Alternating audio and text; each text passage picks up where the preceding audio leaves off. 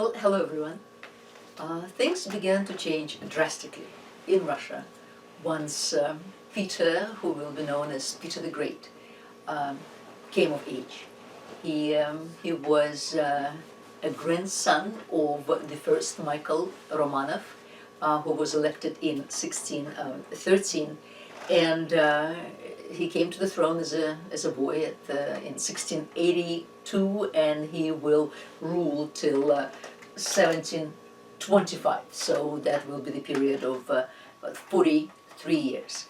And once he came of age, by this time he was already obsessed with Western culture, with Western achievement, with Western naval force and navigation. By this time the English found the way to Arkhangelsk, to Russian Arkhangelsk, over the northern seas, but Russia still didn't have any exit to any sea. Well, Arkhangelsk, yes, but that was limited to summer voyages, because in winters, of course, everything was frozen. But as to the Baltic Sea or the Black Sea in the south, Baltic Sea in the west, that was completely closed. The Baltic Sea exit was closed by the Swedes, and the Black Sea by the Crimean Tatars. Well, Peter decided to change it all. And at first he went on a tour of Europe. On some occasions when he came to the Netherlands, he wished to learn the art of shipbuilding, and he disguised himself, and he was only recognized by his tremendous height, because he was something like close to 7 feet tall. But he worked in the wharves and wished to learn the art of shipbuilding. At some point he did present himself at the French court, and shocked the court because, well, the Russian Tsar was a savage. He had no idea how to hold knife and fork. He had no idea of table manners. He had no idea of any manners. And here's a painting that was done considerably later, of course, of Peter the Great. He saw a child at court, so he picked up the child. The child happened to be the very young Louis XV. And here it is, and this happened on May 10th in 1717. So that was already considerably later.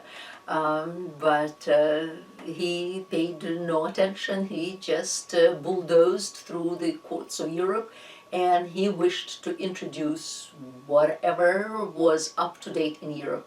He wished to introduce it to Russia. And, well, he did, but at the cost of a great deal of blood. This is his personal medical cabinet, and the chest, and it is kept at the Hermitage that he brought from the West.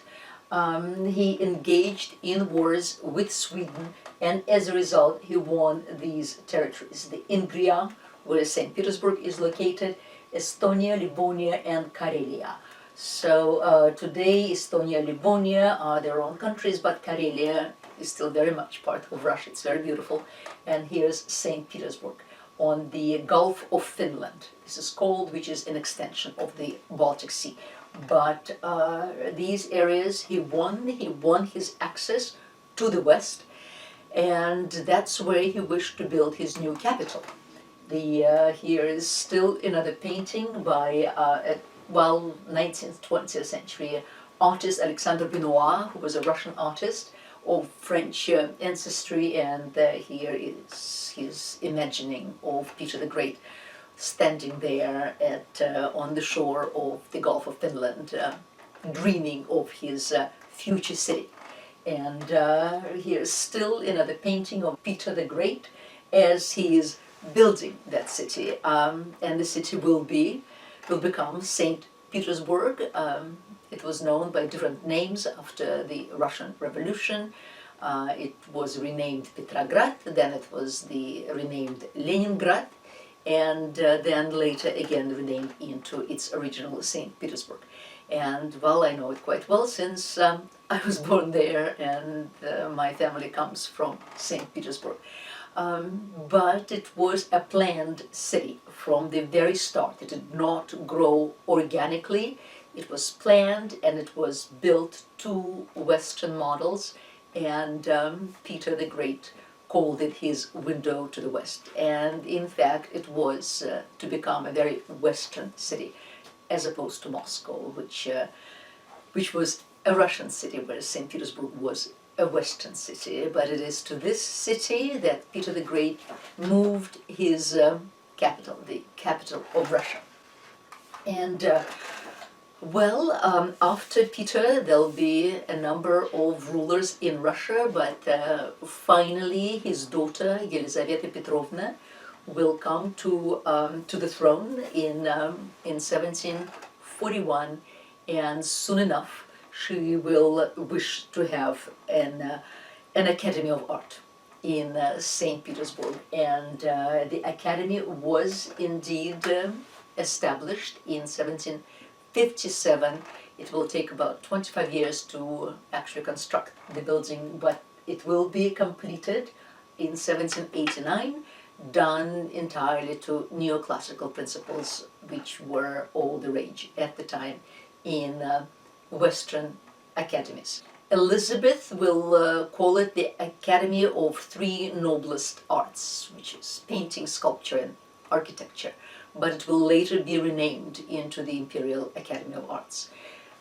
It will exist till 1917, at which point the government, now the Soviet government, will move to Moscow, and the Academy will move to Moscow as well. This still exists, it's just that this is called now the institute, the Art Institute of Repin, who was a great Russian painter, and it is still the one place in the world, really still, where one can learn how to draw in the academic manner and to draw beautifully. And I gather one can do it online these days. After Yelizaveta, then the next great ruler of Russia will be Catherine the Great. And she will be the ruler from 1762 to 1796. She will rule for 34 years, Elizabeth for 20 years. Well, these two women changed the course of Russian art. By establishing the Academy, they invited all the foreign teachers, French, Italian teachers, to the Academy, and very much established a very classical direction in that Academy. Well, in fact, for one to succeed later on, one essentially had to go to the St. Petersburg Academy. One could not succeed as a painter otherwise. A 19th century painter by the name of Maxim Vorobyov painted these Egyptian sphinxes that line the Academy quay. And here they are. You can't see them very well, but this is the sphinxes. They were brought from Egypt, and they sit in front of the Academy as if to convey the eternity of the arts and the eternity of the greatness of the Academy. Well, the early efforts at painting in Russia were done under the direction, of course, of the teachers at the Academy, and they embraced the academic principles of Classicism. And in Europe, 19th century, well, Classicism, of course, was very much established. Neoclassicism in Europe. Well, in Russia, you see that the interesting thing in Russia is that it was the actual classicism as opposed to neoclassicism, because while Italy and France knew classicism, Russia never did. So as a result, in Russia, what was neoclassical in Europe actually became classical in Russia. Then Europe underwent the Romantic movement and the Realist movement, and all of these Russia followed very avidly. Also what happened, it's as if a dam broke. Russian intellectuals, Russian artists, Russian thinkers embraced that Western culture wholeheartedly. The country was quite isolated within its own medievalism, And, well, Peter the Great broke that down, and he allowed for, well, for those who could afford it, of course, to travel to the West, to learn from the West.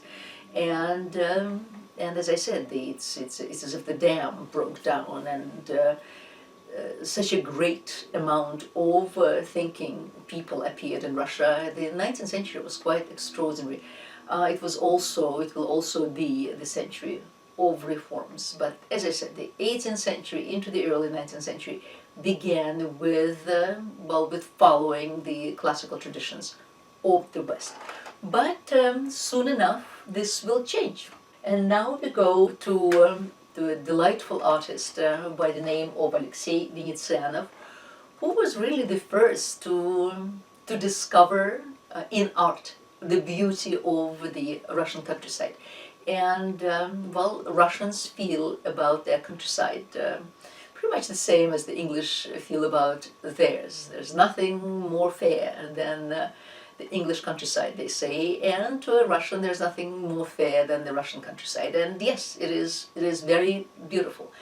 And for the most part, an average Russian, even a Muscovite or St. Petersburgian, one grows up in big cities, but in the summer there's always an aunt or an uncle or a relative with a dacha, with a country house, not necessarily a great country house. It could just be a little house, but it's in the country, it's in a village, and one spends most of the summer in the village running around bare feet with the village children, and bathing in rivers, and mushroom picking and berry picking. So the countryside is not really that far removed from one's life, never.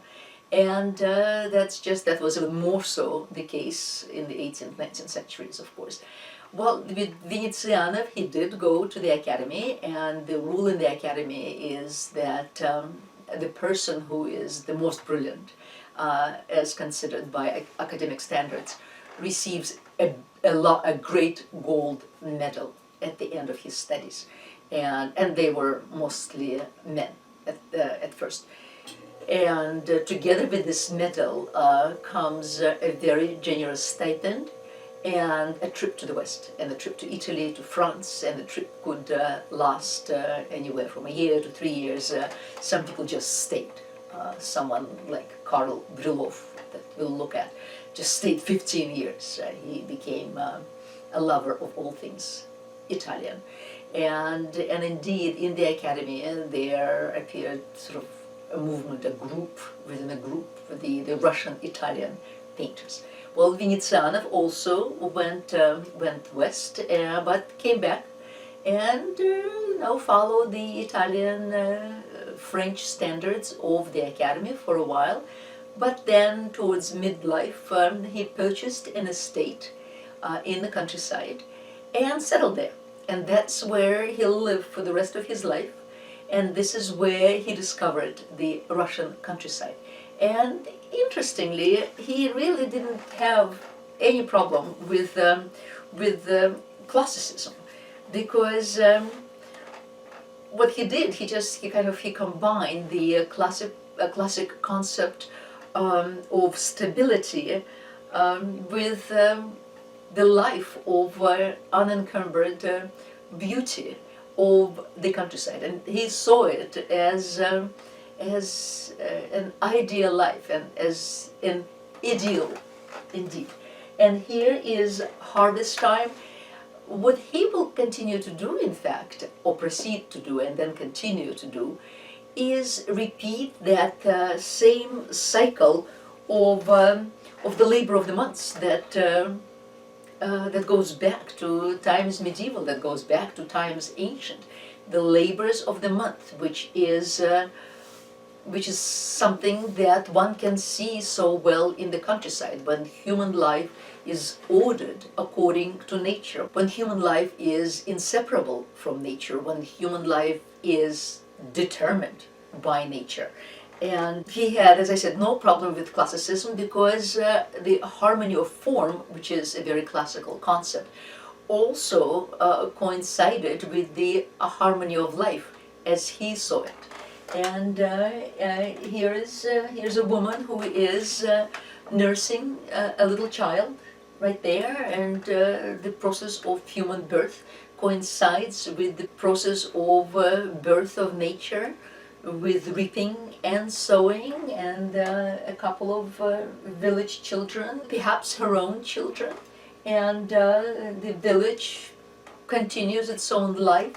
It looks like a sunset because we have this quiet and yet dramatic shadow of a barn that's cast by the setting sun. The painting really is divided to half and half, pretty much.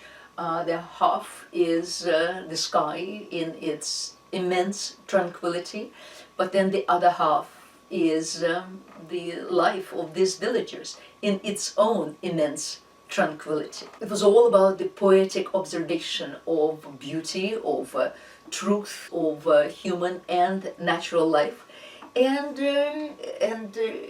he was seduced by everyday life, by various activities of humanity, sort of grouped together in certain categories. And so his village and the life in the village became a universe, but also so ancient, because with Vinitzanov, every blade of grass, every breath of the wind, it all contains life of itself, sort of like the Etruscans, who saw spirit in everything. And here too, spirit is in everything. Spirit is in the changing of the seasons. Spirit is in the reaping and the sowing. Spirit is in that immensity of the sky. Spirit is in these very big human beings. And she sits, it seems to us, perhaps it's uncomfortable. The back is very straight. She, in fact, makes a very classical right angle. But she too is universal. She is Demeter, the goddess of harvest. While pictorial space is very important, but in a way the figures in Vinitsanov's paintings, they dominate that space. But then they are equal to that space, they're equal to that universality.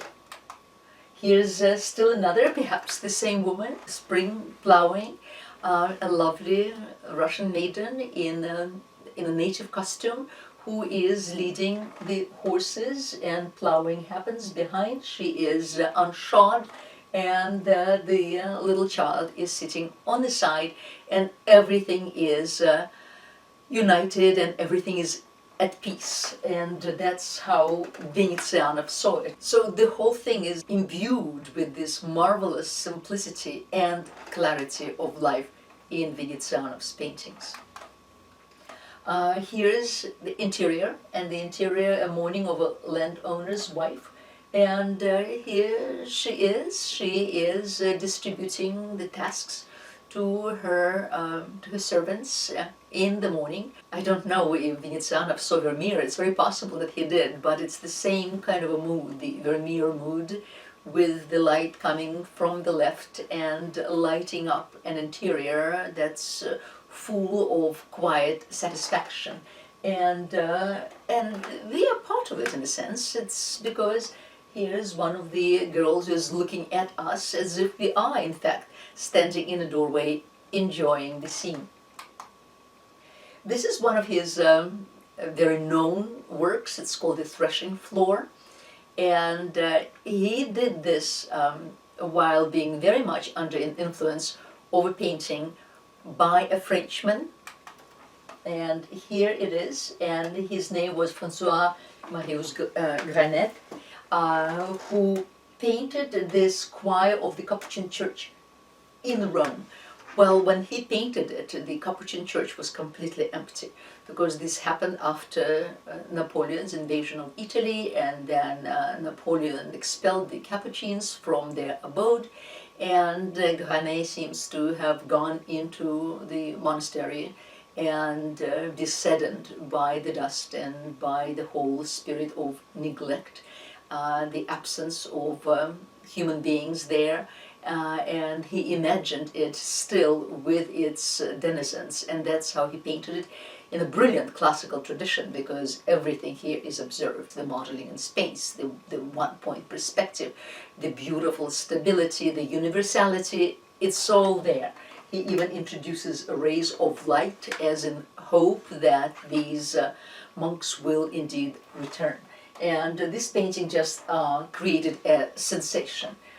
It is a 17th century church near Piazza Barbarini, and despite the French policy, the painting was actually bought by Napoleon's sister, and she gave it to another brother of theirs, Louis Bonaparte. Well, Vinitzanov saw this painting as well, and he decided to create his own capuchins on his own farm. And he proceeded to take the entire wall out from the barn, and thus so that you could see the entire barn right there. And then he positioned his serfs around the barn and painted them. So this probably is his only painting where not only the pictorial space is very important, but in fact it kind of dominates the painting as opposed to the human beings, because in the majority of his paintings the human beings dominate the space, whereas here he determined really to portray his barn. But it is, in a way, it's a very classical painting on the theme of a Russian village. Threshing, of course, is extremely important, and there's the grain that's to be threshed, and the peasants around the barn who are prepared for this hard work, but at the moment everything is still.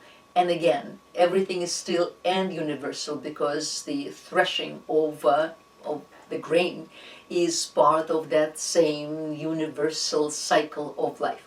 But he applies all the classical principles here, the perspectival principles, the stability principles, the beautiful modeling in space, all of it is here.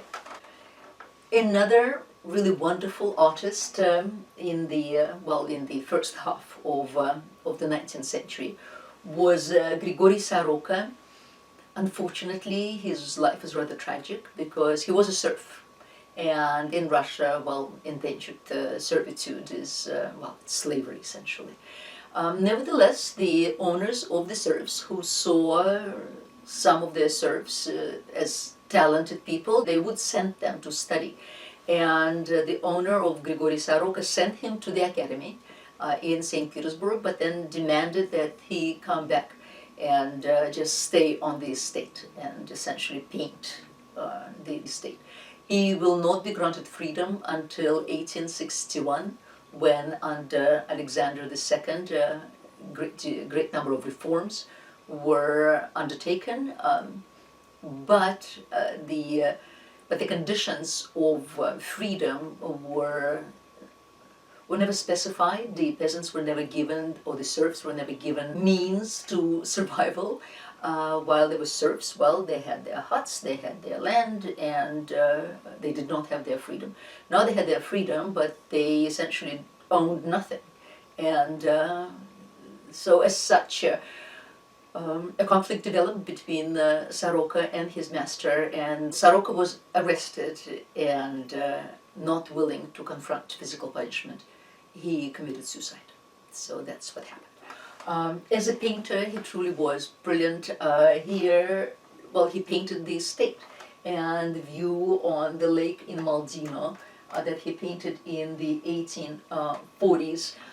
It's luminism. It can be compared to American luminism, just the quietness of life, the quietness of the lake, of the river that flows by, the same rhythm of life in the village, a woman with a harness that carries water to the house. All of this is very much part of life, and that's what he painted.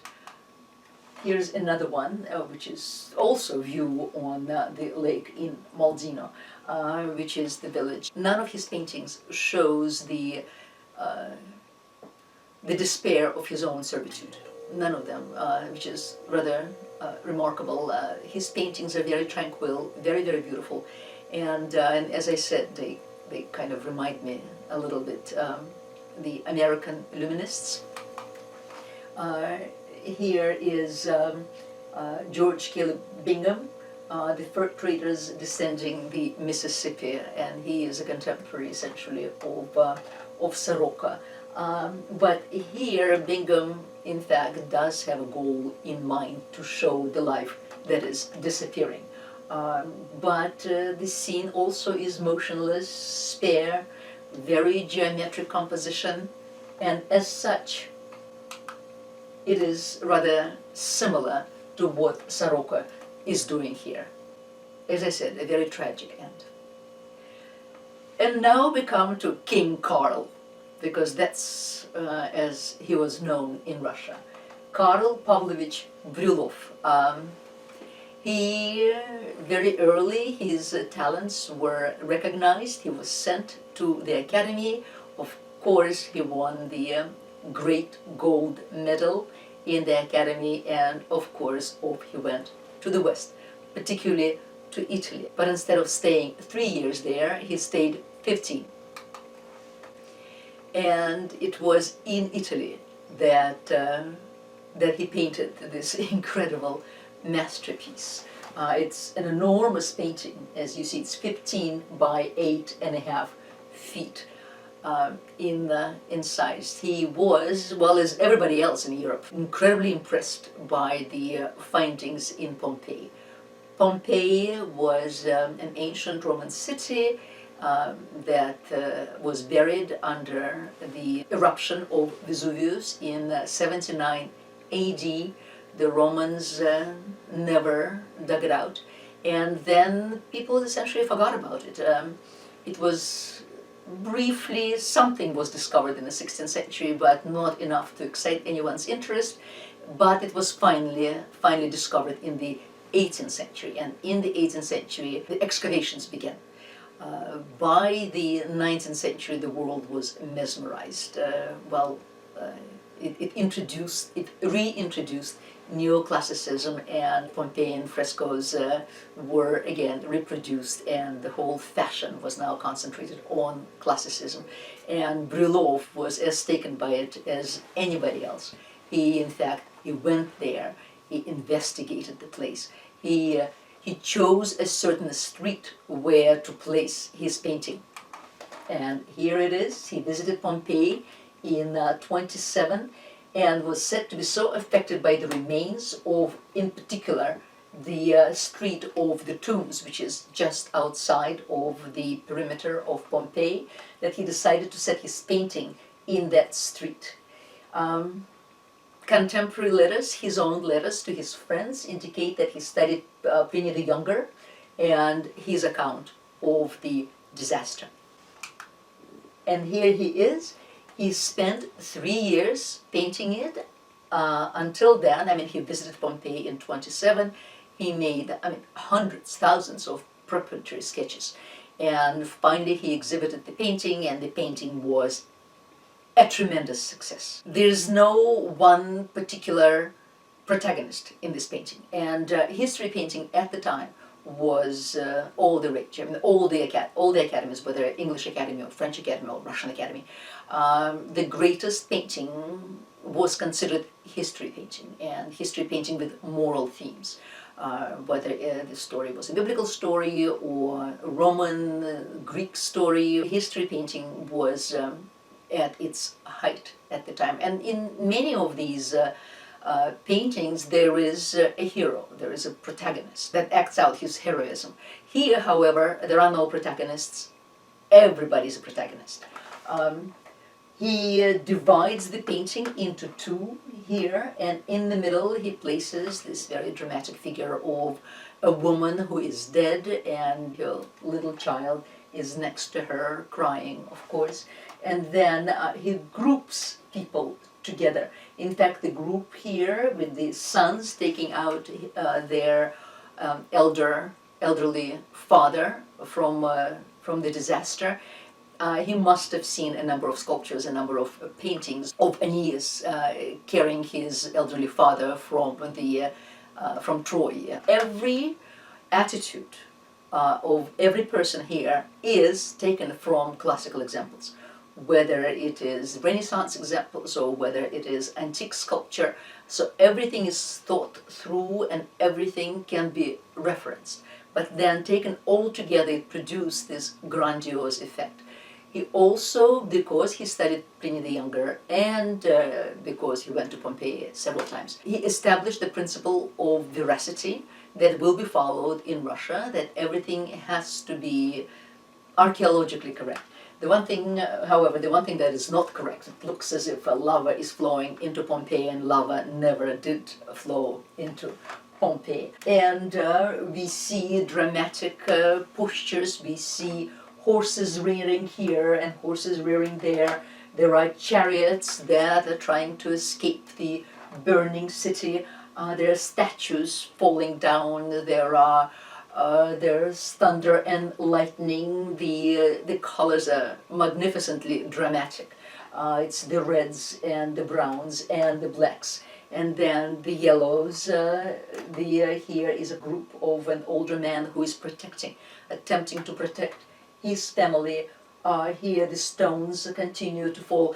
I mean, this painting produced an absolutely spectacular effect on everybody who saw it. Here are some of the details. The whole triangle of figures is sort of borrowed from the Renaissance, borrowed from Leonardo, then Raphael, of the figures of three female figures making up a triangle. And here is the figure of Aeneas carrying his father from the burning Troy. Edward Bulwer-Lytton wrote the last days of Pompeii, his brilliant novel that also became all the rage, after having seen Bryullow's painting. The painting impressed him so incredibly much. He went to Pompeii, and much of the book he in fact wrote in Naples while walking around the city every day and going to Pompeii. The novel inspired by the painting, which Bulwer-Lytton saw in Milan. In Milan also lived a Russian countess, the Countess Julia Samoilova, or Yulia Samoilova in Russian, and she became a patron and a great friend of Bryullov. And Bryullov, who painted many portraits, seems to have enjoyed painting Yulia Samoilova more than anybody else. And he kind of changed the idea of portrait painting also, because until that it was all very formal. One sat for a portrait and one sat stiffly staring out at the painter. Whereas Bryullov now introduced a totally different kind of portrait, well, certainly for the Russians, the active portrait. In one case, she is a horsewoman and she's riding this brilliant horse, while her adopted daughter is looking on admiringly.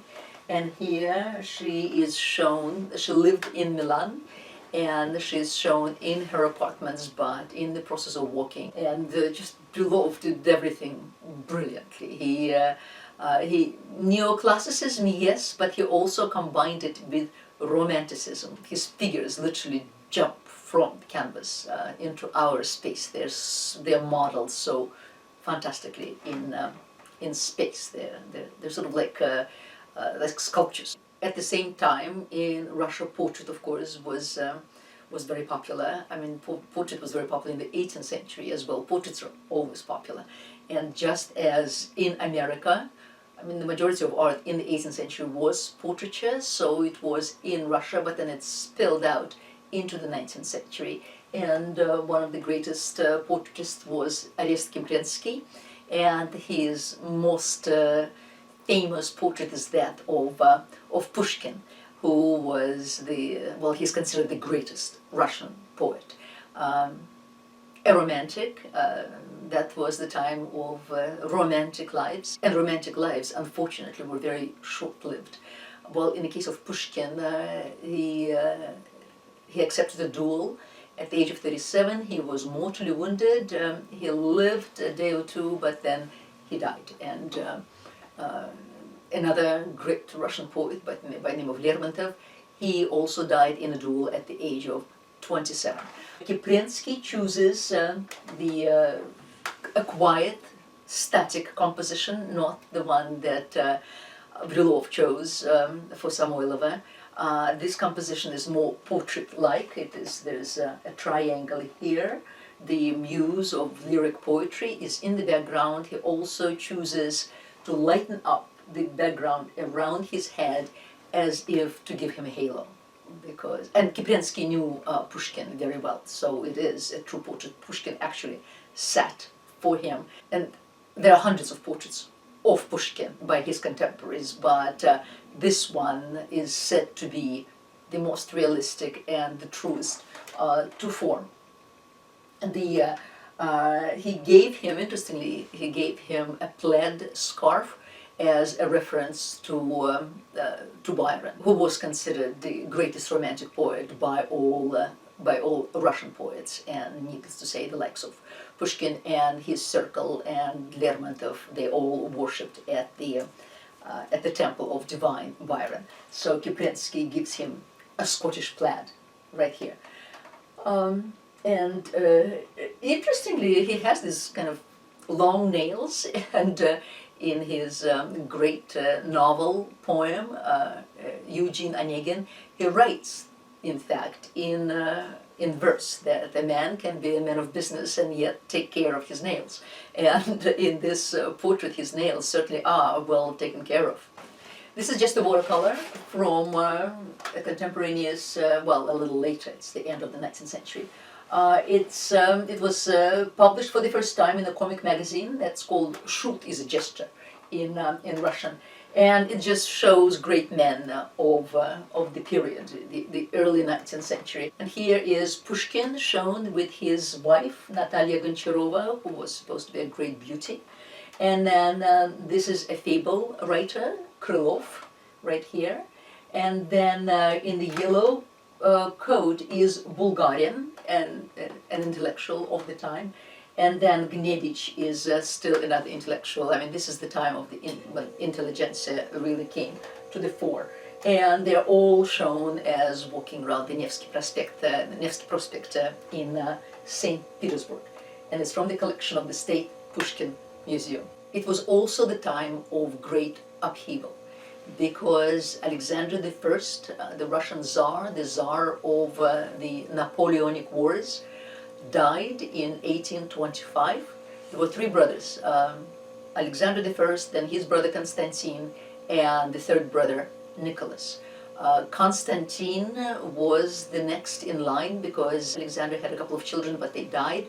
So Constantine, the middle brother, was in line to the throne, but he refused the throne. And at which point then the third brother, Nicholas, became Nicholas I. But it was then that the young officers who had participated in Napoleonic Wars, who had gone west, who had seen what West was like, who were familiar with the British Constitution, who knew that even in the royalist France there were far more liberties than there were in Russia. They decided to stage a coup. And this is called the coup of the Decembrists because it happened in December in 1825. And this painting is done by Karl Kollmann, who's a German. The painter was the contemporary of the events. Needless to say, it was a dreadful failure, the uprising. Here's another painting.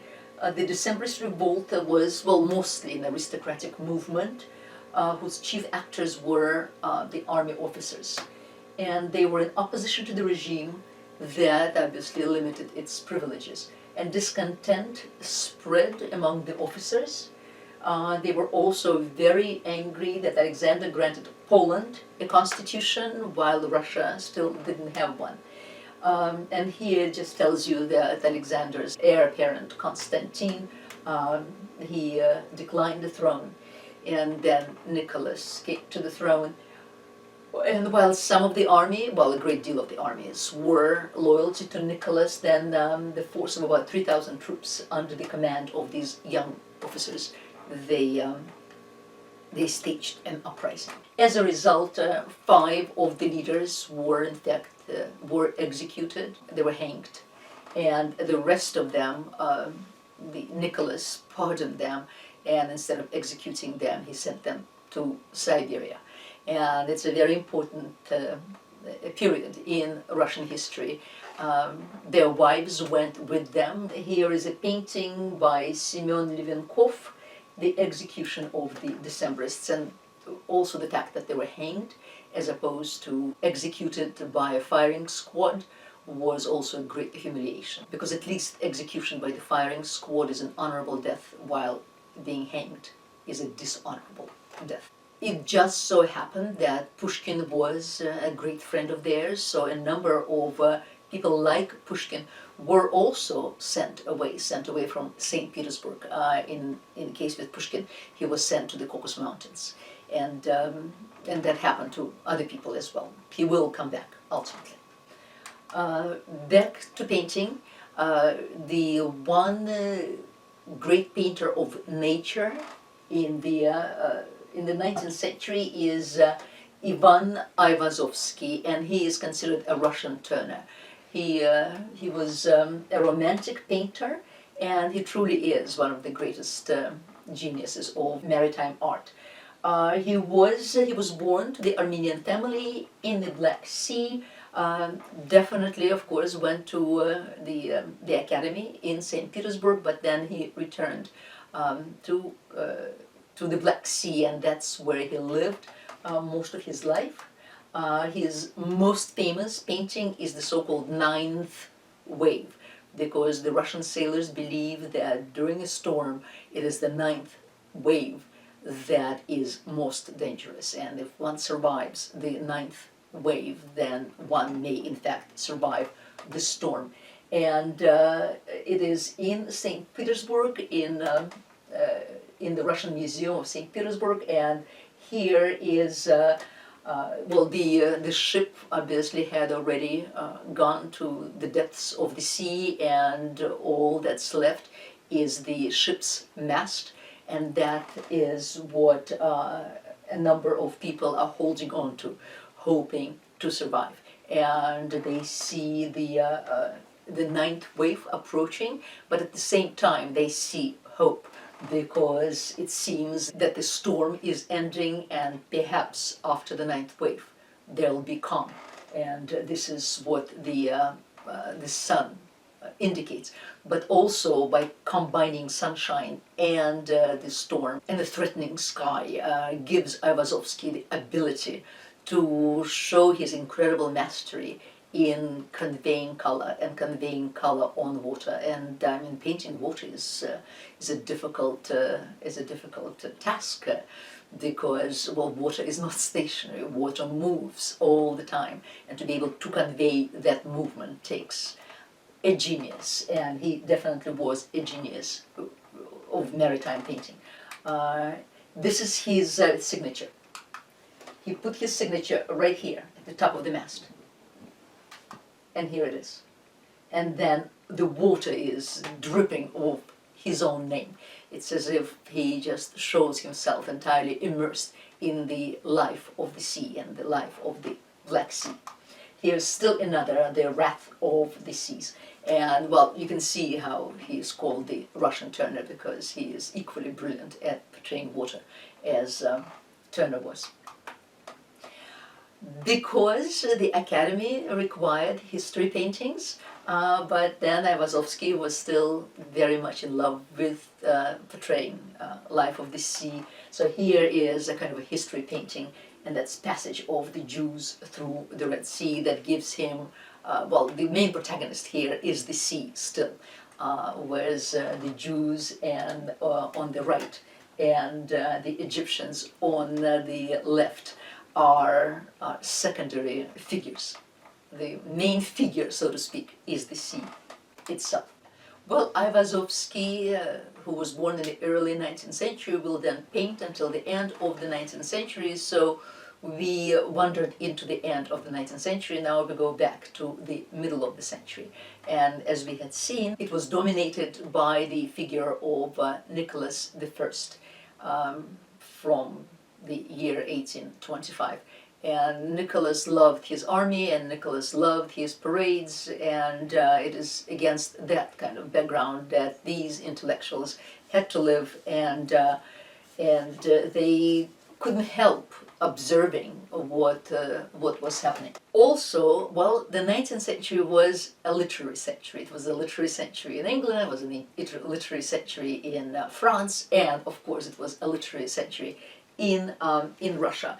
And men like Chernyshevsky, Gertsen, Turgenev, Tolstoy, Saltykov-Shchedrin, you name it. There are these great Russian writers, and they kept bringing attention of the public to the conditions in Russia, to the festering sores of Russian life.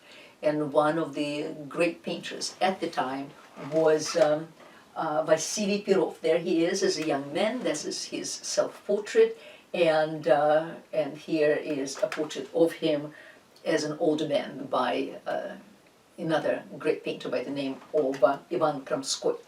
Now, both Pirov and other painters of the time were greatly inspired by this literature, and they truly felt that the supreme aim of art was to serve humanity. And in this, they were pretty much on of the same opinion as the great writers of the century. So in 1861,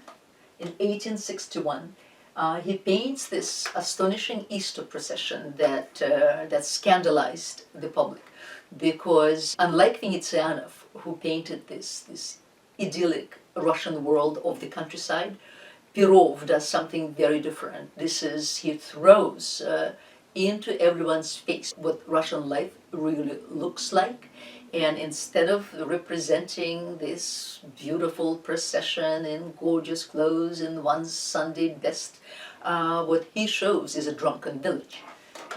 And the priest himself is utterly drunk. Here's another one, here another person there just lying in the corner.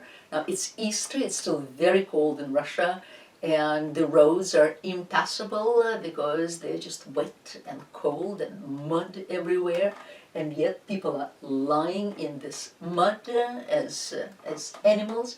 There's a woman with an icon who doesn't even know whether she's coming towards us, whether she's going forward. She's as drunk as everybody else, and the colors that he uses are the realist colors. They are dark colors. They are depressing colors. They are the colors of what Russian life is so very much like. And yes, this painting created a shock.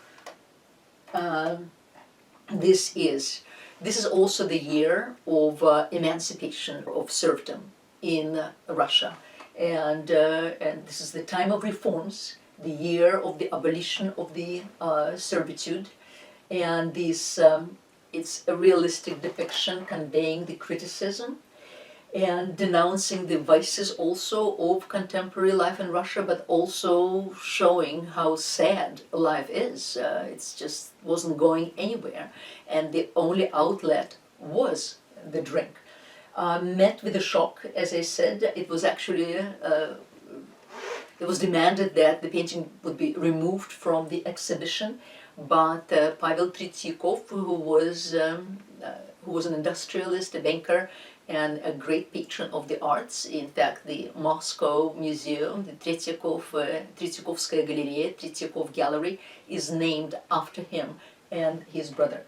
And he insisted that the painting stayed where it was. In fact, 2 years later, in 1863, there would be the so-called revolt of the 14, and there were the artists who revolted against, well, revolted, not as the Decembrists revolted against the Tsar, but they left the Academy of Art claiming that the Academy was too rigid, and its teaching was too rigid. It's actually the exact same year that the Salon of the Refugees happened in Paris, and a number of artists left the academy in protest against the rigidity of that academy. So this is the revolt of the 14. And these artists formed the Artists Cooperative Society, whereby they came together and they promised to convey contemporary life and to fight for social justice. And it was a commune of sorts where all the profits were shared. And Pirov was one of the artists. Pirov will have a very long and successful career.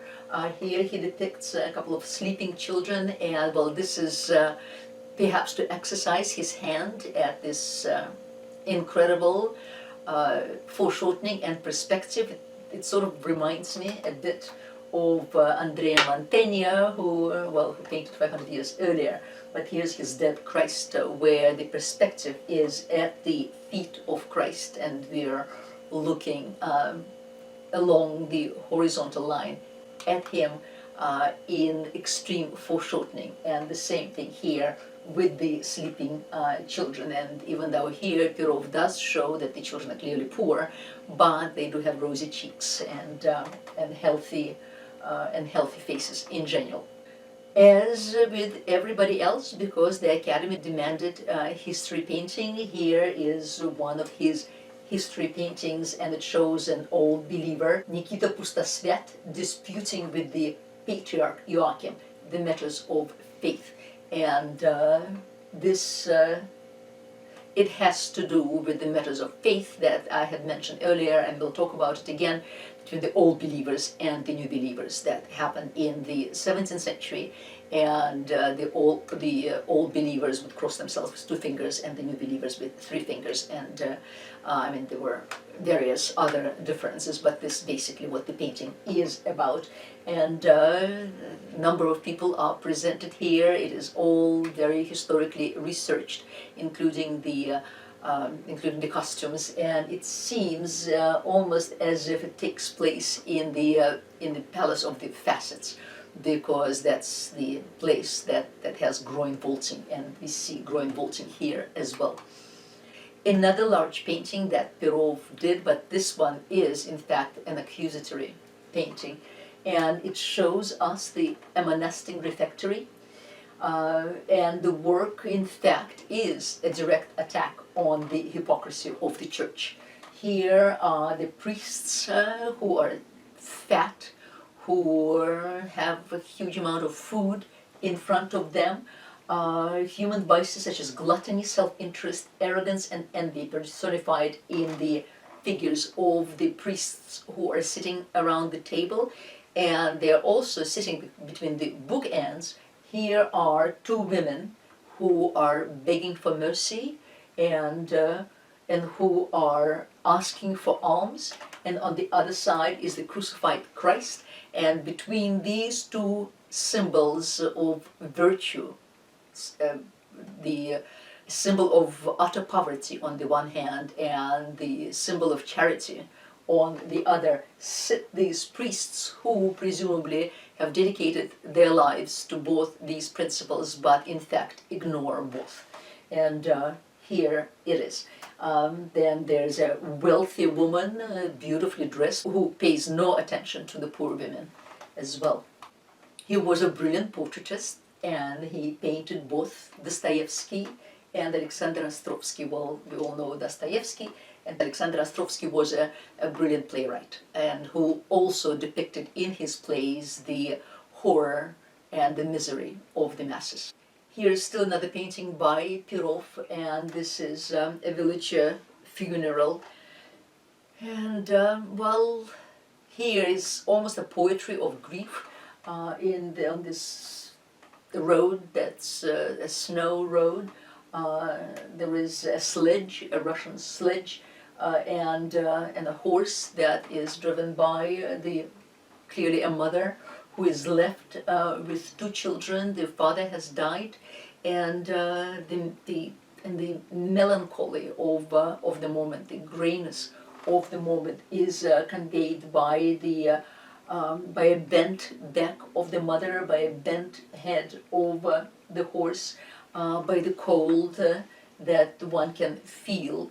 The children who, well, obviously they have no gloves, but they're sitting next to the father. This is the last time they are near their father, and the girl is embracing the coffin, and a lonely dog is running along. So a very moody painting. I mean, in Pirov's painting, what we see really is a relationship of the artist to the subject, even more so than of the subjects between themselves. And we just feel the mood of the artist and how he must have seen something like this, because it's painted so realistically and with a great deal of sympathy. And then a different death, a very different death, and that is a woman who presumably committed suicide and is found by a gendarme, by a policeman, and he's sitting there on the bank of the Moscow River, waiting for help to come, or waiting perhaps for his comrades to come find him, to take the woman away. And we can only wonder at what drove this young woman to suicide. And so it's clearly morning when the woman is found. He doesn't care. He is sitting, he is smoking his pipe. He has seen this is probably not anything unusual for this man. And then in the background we see the silhouette of the Kremlin in all its glory, with its presumably gilded cupolas and bright colors, completely indifferent to the life of its subjects. This is also a very expressive painting by Pirov as well. And again, Russian melancholy, the numbness, the meaninglessness of it all. It's called The Last Saloon at the city gate. And there are two sledges here, and on one of them sits this miserable figure of a woman who is awaiting her husband, and the husband is inside in this hole in the wall, probably spending his last kopecks. I mean, these are peasants who come from the countryside to the markets in big cities. And the road itself is endless, just as their misery is endless. But here, at this point, we see the two-headed Russian eagle right there. So just as with the painting earlier, just as with this painting, with these cupolas of the Moscow Kremlin, all covered in gold, so in the Last Inn, here, we see that same theme, that above all that misery is this the double-headed eagle of the empire that does not care for its own population. And here I'm just including the reforms that Russia was living through in the 60s. The reforms were initiated by Alexander II, and he was the son of Nicholas I. And the most important reform was that of emancipation of the serfs in Russia, and about 23 million serfs were emancipated. But as I had mentioned before, the emancipation was done without any plan for the people themselves to continue their lives as free persons, without any means for them to take care of themselves and of their families. They were not given any lands, they were not given any stipends, and in a way this so-called emancipation was one of the reasons for the future Russian Revolution that will happen 50 years later, because the lot of these people was not improved in any way or form. But there were a lot of reforms, however, the relaxation of censorship, judicial, modernization of the army navy, innovations in government, etc., economic modernization, emancipation of the peasants in Poland as well, also improved status of the Jews. The Jews were now allowed to leave their shtetls and come to the big cities and study in the universities. So all of this was done under Alexander, and then Alexander was assassinated by one of the early revolutionaries.